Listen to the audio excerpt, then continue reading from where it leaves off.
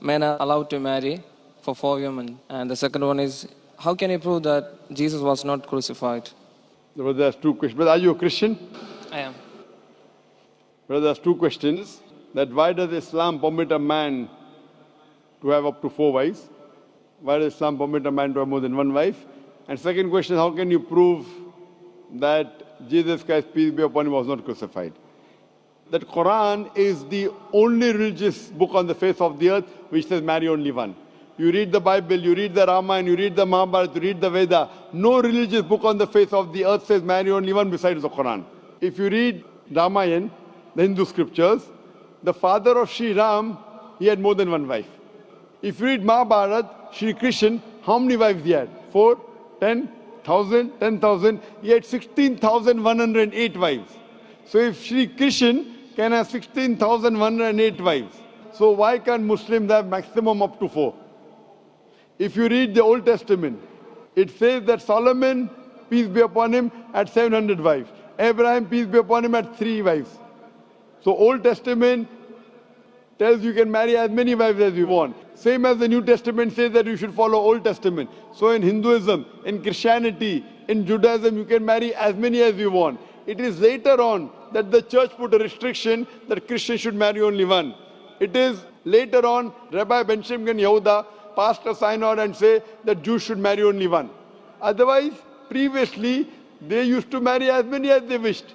It is the Indian penal code in India in 1954 that put a restriction and said under the Hindu Special Marriage Act, the Hindus should marry only one. But the scriptures put no restrictions. Let's analyze what does the Quran say. Quran says in Surah Nisa chapter 4 verse number 3, marry women of your choice in 2s, 3s or 4s, but if you can't do justice, marry only one. This statement, if you can't do justice, marry only one, is only given in the Quran and no other religious scriptures. Let us analyze why does Quran give permission for the Muslim men to marry more than one woman, maximum 4. The reason is that by nature, male and female are born in equal proportion. But if you ask any pediatrician, he will tell you, the doctor of the children, that the female child is stronger than the male child in fighting germs and diseases. So you have more deaths among the male children as compared to female children. So in pediatric age itself, the females are more than the males. As life goes on, there is death due to wars, due to alcoholism, due to drug addiction, due to accident. In all these cases, more men are dying as compared to females. So today in the world, there are more females as compared to males. In few countries, like India and China, the female population is less than the male population because of female feticide and female infanticide. In India, according to a BBC report, every day more than 1,000 fetuses are being aborted after they are identified as females. If you multiply this figure by 365, you get a total of more than 1 million fetuses are being aborted every year in India after they are identified that they are females. According to the Tamil Nadu government hospital report, out of 10 females born alive, 4 are put to death. If you stop this evil practice of female feticide and female infanticide in India, even in India, the female population will become more than the male population. Even in China, if you stop this evil practice, the female population will become more than the male population. Today, if you analyze, in USA alone, there are 4.7 million females more than males. In UK alone, there are 1.2 million females more than males. In Germany alone, there are 1.6 million females more than males. In Russia alone, there are 10.6 million females more than males. And God alone knows that how many females are more than males throughout the world. If I agree with you that one man should only marry one woman, and suppose your sister happens to live in America, or suppose my sister happens to live in USA, and the market is saturated, every man has found a wife for himself, yet there will be 4.7 million females who will not find life partner. And if your sister happens to be one of them, or if my sister happens to be one of the 4.7 million females who have not found a life partner for themselves, the only option for them is that she either marries a man who already has a wife or becomes public property. Public property, such a harsh word. It is the most sophisticated word I can use. I cannot use a better word. You know, in America, today the statistics tell us, on average, a man has 8 different sexual partners before he settles down with one. Having mistresses in USA is very common.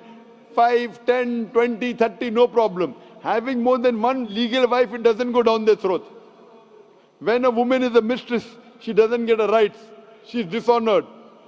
She is not treated well. In Islam, when a woman becomes the second wife, she gets her honor, she gets her right, she's treated well. Any modest woman, if you ask her, that would you prefer being a second wife of a man who is already married or become public property, they would opt for the first. So Islam has given permission for some men to have more than one wife to protect the modesty of the woman. Coming to your second question. Is it allowed for ladies to marry 4 men? Brother, you're asking counter question, the time is limited. You asked 2 questions, now you're asking a 3rd question. Are you convinced with the first answer? I'm convinced with the first one. MashaAllah, so you're convinced, okay. The brother asked that, is a woman allowed to have more than one husband? If you do that, this problem will be exaggerated more. I mean in Muslims, in Muslims. As it is, women are more than men. If women marry more than one husband, the problem will be exaggerated. Point number 1. Point number 2, if a man has more than one wife and if the child is born, you can easily identify who is the father, who is the mother. If a woman has more than one husband and if the child is born... The DNA is still allowed. Brother, let me finish the answer, na? You asked the question, was I interfering? Was I interrupting? Yes or no? No. No. So why are you interrupting? After I finish, you can ask, na? I'm a medical doctor. Are you a medical doctor? No. I'm a medical doctor. I know about DNA testing. I'll come to it. Once, if a woman has more than one husband, 2 husbands, and if a child is born, and if he goes to admit in the school, and if the question, who's your father, she'll have to give 2 names. You're talking about DNA testing. I know about it. DNA testing is recent. Was DNA testing there 50 years back? Was it there? No. It's a new recent discovery, yet it's not 100%. Even if I agree it's 100%, it is now, it wasn't there before. Islam is there since time immemorial. And this is not the only reason. Even if I agree tomorrow it becomes 100% perfect, this is not the only reason. Today science tells us that man is more polygamous in nature as compared to the female. Today science tells us that during menstrual cycle, the female undergoes certain psychological changes. It's not possible for her to do the role of multiple wives. But a man doesn't undergo these changes, it's possible for him to do a role of multiple husbands. Today science tells us that if a man has multiple sexual partners and all are faithful, there is no problem. But if a female has multiple sexual partners and all are faithful, there are chances of sexually transmitted diseases to emerge. And that disease will go back to the male partner. So medically, it is not acceptable that a female has multiple partners, but medically and scientifically, it's acceptable that a male can have multiple partners.